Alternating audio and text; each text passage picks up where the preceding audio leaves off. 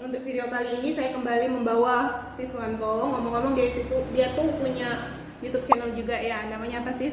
Suka-suka situ. Jadi kalau ada waktu mampir kayak gitu.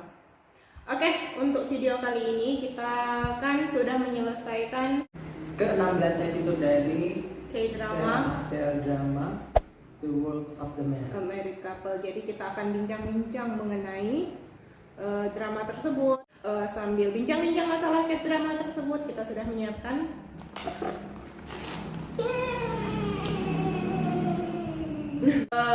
dan aku juga udah siapkan sambal sendiri. Karena kalau saus dari KFC itu kurang greget, kurang suka kayak gitu. Oke, langsung mulai aja ya. Oke, mari kita mulai. Maaf ya, kita bukan KKI, jadi kita makanya nanti dikunyah. Soalnya aku nggak mau kasih beban penuh ke ususku. Sis, coba Sis, ingat nggak yang episode 6 tuh, yang Theo ngajak itu balikan di rumah makan? 16 coy. Iya, 16. Kalau itu tuh memang nggak tahu diri. Terus laki-laki itu nggak tahu diri. Tahu nggak gimana ekspresi kita pas adegan itu gimana? 1, 2, 3. 1, 2, 3. Itu tuh kayak malah kayak nggak tahu diri banget dia tuh. Jadi kembali lagi tadi gimana? Yang bisa kita, menurut kamu yang bisa kamu? Jadi pada dasarnya tuh banyak yang tidak tidak puas karena endingnya kayak gitu. Kenapa nggak sih Daekyung punya karma yang luar biasa? Kenapa si Theo tuh nggak mati aja sekalian? Gitu kan? Terus si Jisoo-nya berhidup bahagia dengan anaknya. Kenapa tidak seperti itu? Kenapa? Karena memang kehidupan tuh kadang tuh nggak selalu happy ending. Maksudnya kehidupan itu kan masih berjalan sih, masih proses. Jadi ya kayak gitu.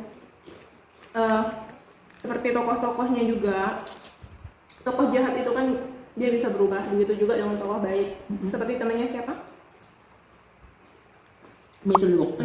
Misalnya itu. Jadi karakternya itu kan berkembang ya.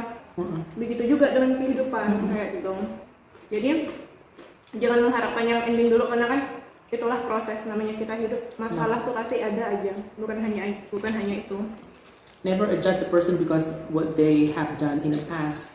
Life is going on. Ingat nggak di video terakhir kamu nggak yakin siapa temannya tuh bisa berubah tuh? Ternyata bisa. Yang namanya kehidupannya, kita masih belajar, setua apapun kita masih belajar. Kemudian dengan ending seperti itu, kita diminta untuk mencoba berdamai dengan kehidupan. Jadi kehidupan tuh kalau dipaksakan juga nggak bisa. Kita nggak bisa mengharapkan. Kita nggak bisa kayak menyetir kehidupan tuh nggak bisa. Jadi memang kadang tuh apa yang digariskan di diri kita tuh kadang kita nggak mau gitu. Apa yang bisa kita berbuat? Ya deal it gitu. Deal with, accept it. Ya, accept it. Jadi gini ya, maksudnya jangankan untuk mengendalikan hidup orang lain kayak gitu lah. Untuk mengendalikan hidup kita biar tetap di jalan yang enak tuh itu aja susah. Kita nggak tahu nanti masalah apa yang akan datang seperti itu. Jadi itu tuh untuk kita hadapi kayak gitu. Gitu ya Sis.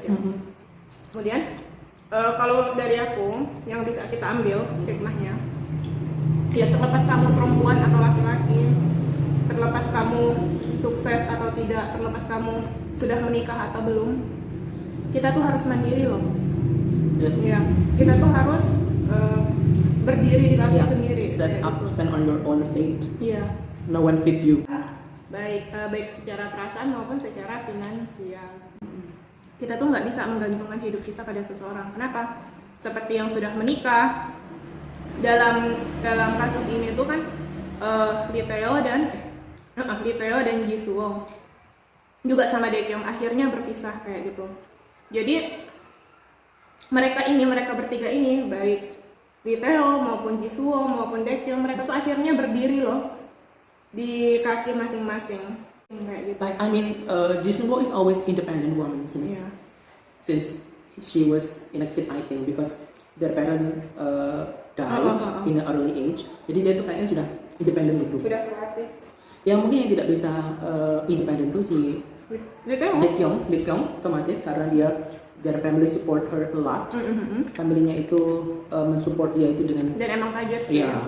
Dan kalau kita nggak tahu masa lalunya si Theo bagaimana, tapi kalau Theo ketika dia menikah dengan si Jisuo dulu dia nggak bisa independen, dia depend on Jisuo. And then next after he got married, he got divorced, he got divorced, then get married again with In bahasa please. dan dia menikah lagi dengan Baekhyun. Dia kan juga tidak bisa berdiri sendiri, istilahnya dia Jadi masih bergantung menggantung, kepada- masih iya. ketergantungan. Dan akhirnya ketika ada masalah yang terjadi, he lost everything, dia kehilangan semuanya karena istilahnya dia memang nggak punya apa-apa. Iya ya. Ya, Tapi pada akhirnya Lee Tae-ho belajar untuk bekerja, berdiri sendiri. Iya, berdiri sendiri dengan cari kerjaan. Lalu dia kan mulai menulis naskah lagi kan. Bahkan kalau kamu itu seorang istri gitu, kamu bisa kok menghasilkan gitu, nggak hanya meminta apa sih istilahnya itu. Nggak nafkahi suami Iya, kayak gitu. secara iya itu kan sudah naluriahnya memang tugas suami untuk menafkahi istri, tetapi terkadang tuh you need to earn your own gitu loh. Pasti kalau misalkan ada sesuatu yang terjadi gitu, kayak nggak mau doa yang macam-macam ya. Jadi kita udah siap dengan segala kemungkinan yang sudah yang bisa saja terjadi kayak gitu. Kemudian sih di video sebelumnya kan aku bilang kayak gini kan ya, Lee Tae-ho tuh pada akhirnya bakal lose everything, kehilangan semua, dan itu benar. Cuman dalam prediksi aku sebelumnya itu tuh demi menyelamatkan Jisuo, demi kebahagiaan Jisuo. Ternyata tuh enggak. No. Dia tuh emang tipe orang yang apa ya? Likra. Yang jelek banget, soalnya yang tokoh yang emang mukanya dua tuh Lee Tae-ho loh. Ternyata. Sama Baekhyun dia kayak gitu. Kemudian berubah lagi sama Jisuo, bisa berubah lagi mukanya. Kemudian sis, di sini tuh aku tuh bisa menyimpulkan kalau dia tuh emang sebenarnya tuh terobsesi tuh sama Jisuo kan. Padahal dia punya anak lain Jennie, padahal dia punya istri lain gitu, mantan istri lain yang namanya Baekhyun. Tapi kok yang dari awal tuh ya, dia tuh kayak ngubar-ngubar Jisuo terus, kayak memata-matain. Balik lagi ke kosan. Iya, cari alasan untuk ketemu Jisuo gimana pun caranya. Kemudian dari parfum dan lingerie-nya si Baekhyun. Jadi itu kayak Bahkan gaun pengantin. iya, jadi sebenarnya dia tuh emang baju-bajunya diberikan sama si Tae-ho itu kan ternyata mengarah pada cinta pertama, cinta sebelumnya. istri pertamanya. Kemudian apa sih? Aku tuh menyimpulkan juga kalau misalnya batas antara cinta dan benci itu ternyata sangat tipis. Ternyata sangat tipis. Kenapa bisa begitu?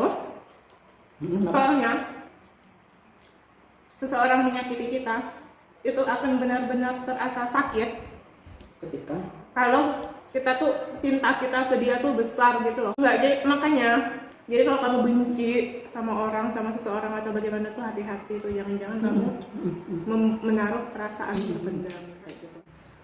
dari sisi lain banyak dengan itu. Tapi kalau misalkan kita tidak bisa mengikhlaskan apa yang sudah terjadi, itu menjadi beban tersendiri untuk kita. Permasalahan yang kita hadapi kayak gitu kan, orang yang sudah menyakiti kita, kita tuh harus berdamai loh dengan rasa itu, ya nggak? Kita tuh harus mengikhlaskan, harus memaafkan. Kenapa gitu? Biar kita pun hidupnya enak kayak gitu loh, biar kita tidak pun nyenyak, nggak ada beban gitu. Mereka tuh kan dalam kayak drama ini tuh berusaha saling menghancurkan, ingin apa ya? Saling ingin membuktikan, oh aku nih udah move on, oh aku nih bahagia tanpa kamu kayak gitu. Sebenarnya kan tujuan dari itu tuh apa sih kan? Kamu tuh membuktikan ke siapa sih? Kalau emang udah pisah ya jalin hubungan baik, udah kan, nggak perlu kamu tuh kayak berusaha menunjukkan, membuktikan aku tuh hidup lebih baik tanpa kamu, hidup lebih apa itu. Nanti nyasar Kebanyakan denial, kebanyakan kita menyangkal itu salah satu tanda bahwa kita itu memang sebenarnya ideal.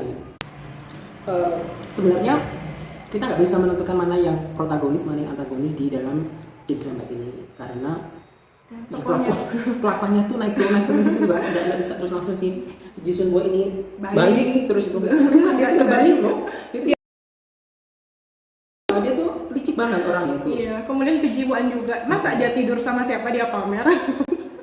Dari pertama dia pamer ke Yerim tuh, dia tidur sama Suaminya. iya, kemudian apa? Dia bilang juga ke Lee Tae-ho dia udah tidur sama suaminya Yerim. Kemudian dia bilang ke Baekhyun kalau dia udah tidur sama gitu ya.